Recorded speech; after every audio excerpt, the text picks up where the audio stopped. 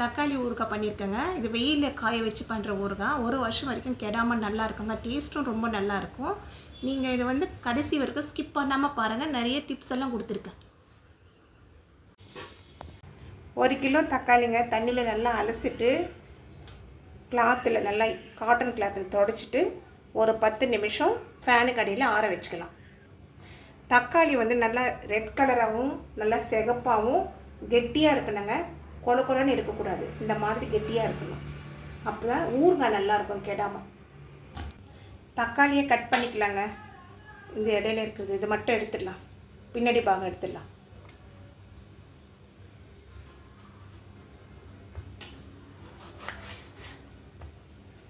ஒரு 6 பீஸாக போட்டுக்கலாங்க.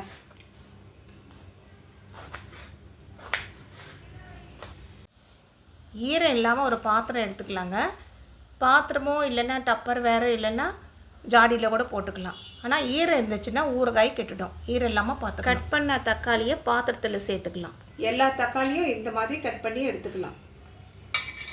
100 கிராம் கல்லுப்பு தக்காளியில் சேர்த்துடலாம். 1 டீஸ்பூன் மஞ்சள் தூள். இப்போ தக்காளி கல்லுப்பு மஞ்சள் 3 சமமாக படுற மாதிரி நல்லா கலந்து விட்டுக்கணும். மூடி போட்டு 2 நாள் ஊற வச்சுக்கலாங்க. தக்காளி ஊற வச்சு 2 நாள் ஆச்சு. 2 நாள் பிறகு கை நல்லா ஈரம் இல்லாமல் பார்த்துக்கோங்க. நம்ம இந்த ப்ராசஸ் பண்ணுறதுக்காக எதுலையுமே ஈரம் இருக்கக்கூடாது.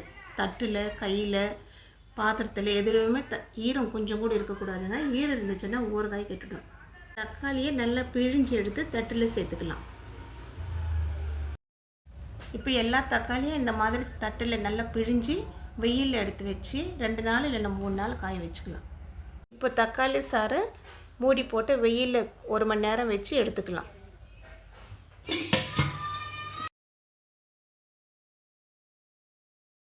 தக்காளி 2 இல்லைன்னா 3 நாள் காய வச்சுக்கலாங்க. இந்த மாதிரி சவுண்டு வரணுங்க. அப்போ தான் நல்லா காஞ்சதுன்னு நம்மளுக்கு தெரியும். ஏன்னா 3 நாளும் காய வைக்கலாம். நல்லா வெயில் அண்டுனால 2 நாளில் காஞ்சிடுச்சு இருக்கு.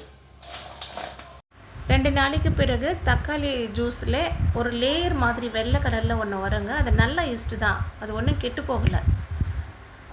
அந்த லேயரை நம்ம கரண்டில் எடுத்து கீழே போட்டுடலாம். இது 100 கிராம் அளவு புளிங்க. 1 கிலோ தக்காளிக்கு 100 கிராம் புளி. இது வந்து நம்ம கொட்டை நார் ஓடு இல்லாமல் சுத்தமாக க்ளீன் பண்ணிவிட்டு இந்த புளியை இந்த தக்காளி ஜூஸில் சேர்த்துக்கலாம். ஜூஸில் புளியை சேர்த்துட்டு 2 மணி நேரம் ஊற வச்சுக்கலாம். 1 டீஸ்பூன் வெந்தயம் சேர்த்துக்கலாம். 2 டீஸ்பூன் கடுகு சேர்த்துக்கலாங்க.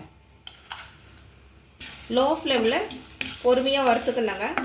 கடுகு பொரியணும், வெந்தயம் கலர் மாறணும். மணம் வர வரைக்கும் நிதானமாக வறுத்துக்கலாம். கடுகு வறுபட்டுடுச்சுங்க. இப்போ தட்டுக்கு மாற்றி ஆற வச்சுக்கலாம்.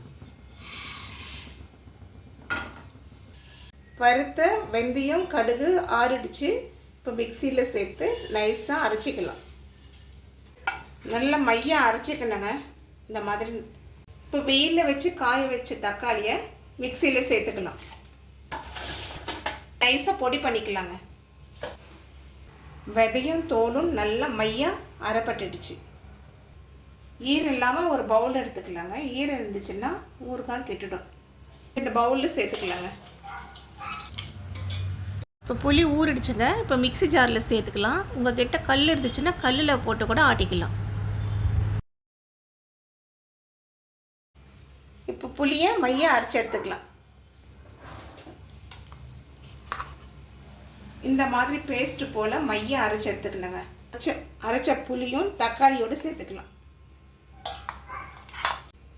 100 கிராம் தனி மிளகாய் தூள். இது நான் வீட்டில் அரைச்ச மிளகாய் தூளுங்க.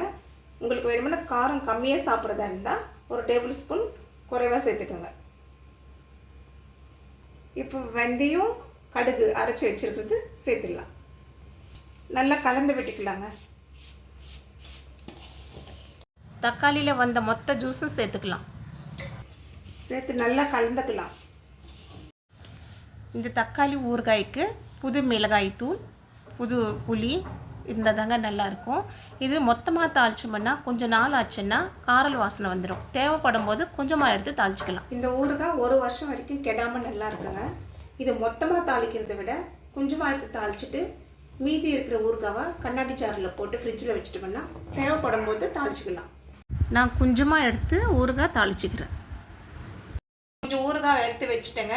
ஒரு 1/4 பாகம் மட்டும் எடுத்துக்கிட்டேன். இப்போ தாளித்து கொட்டிக்கலாம். 100 மில்லி கடலெண்ணெய் சேர்த்துக்கிறேங்க. கடலெண்ணெய் இல்லைன்னா நல்லெண்ணெய் ஏதாவது ஒன்று சேர்த்துக்கலாம். 1 கிலோ தக்காளி ஊறுகாவுக்கு 400 மில்லி எண்ணெய் தேவைப்படும். நான் எடுத்த அளவுக்கு 100 மில்லி எண்ணெயை சேர்த்துருக்கேன். 1 டீஸ்பூன் கடுகு சேர்த்துக்கலாம். கடுகு பொரியணும். கடுகு பொரிஞ்சால் தான் ஊறுகாய் டேஸ்ட்டாக இருக்கும். கடுகு பொரிஞ்சிடுச்சு. இப்போ 1 டீஸ்பூன் சீரகம் சேர்த்துக்கலாம். சீரகம் பொரிஞ்ச பிறகு 1 டீஸ்பூன் கடலைப்பருப்பு சேர்த்துக்கலாம். பருப்பு கொஞ்சம் வறுபட்ட பிறகு காஞ்ச மிளகாய் சேர்த்துக்கலாம். ஒரு வாட்டி கலந்து விட்டுட்டு ஸ்டவ் ஆஃப் பண்ணிடலாங்க. இந்த ஹீட்டுக்கே வந்து மிளகாய் வறுபட்டுடும். கொஞ்சம் பெருங்காயத்தூள், ஒரு 1/4 டீஸ்பூன் பெருங்காயத்தூள். பூண்டு 20 பல்லு சேர்த்துக்கலாம். விருப்பப்பட்டால் சேர்த்துக்கங்க, இல்லைன்னா ஸ்கிப் பண்ணிடலாம். தாளிப்பு சில்லுன்னு ஆறின பிறகு சேர்த்துக்கலாங்க. சூடாக சேர்த்தோம்னா ஊறுகாவோட கலர் கொஞ்சம் மாறும். தாளிப்பு நல்லா சில்லுன்னு ஆறிடுச்சு. இப்போ நம்ம ஊறுகாவில் சேர்த்துணும். பூண்டு வதங்கணும்னு சொல்லி அவசியம் இல்லைங்க. நம்ம ஸ்டவ் ஆஃப் பண்ணிட்ட பிறகு தான் பூண்டை சேர்த்துருக்குறோம். கொஞ்சம் பச்சையாக இருந்தாவே ஊற பூண்டு ஃப்ளேவர் நல்லாயிருக்கும் சாப்பிட்றதுக்கு. இப்போ நல்லா கலந்துக்கலாங்க. பூண்டு வேணும்னா போட்டுக்குங்க, இல்லைன்னா ஸ்கிப் பண்ணிடுங்க. பூண்டு போட்டால் ஃப்ளேவர் நல்லாயிருக்கும். நல்லா கலந்தாச்சுங்க. 2 நாள் ஊற விட்டுடலாம். உப்பு காரம் ஏதாவது குறைவாக இருந்தால் மறுபடியும் சேர்த்துக்கலாம். இந்த தக்காளி ஊறுகாய் 1 வருஷம் வரைக்கும் இருக்குங்க, கெடாமல் நல்லாயிருக்கும். ஆனால் வருஷம் கணக்கில் வச்சு சாப்பிட்றத விட தேவையான உப்பு கொஞ்சமாக வாங்கி செஞ்சு சாப்பிட்டா நல்லது. 2 நாளைக்கு பிறகு எனக்கு உப்பு காரம் கரெக்டாக இருந்துச்சுங்க, அதனால் நான் சேர்க்கலை. இந்த ஊறுகாய் 1 வருஷம் வரைக்கும் கெடாமல் இருக்குங்க. இது மொத்தமாக தாளிச்சா எண்ணெய் வாசனை ஒரு மாதிரியாக வந்துடும் கொஞ்ச நாள் ஆயிடுச்சுன்னா.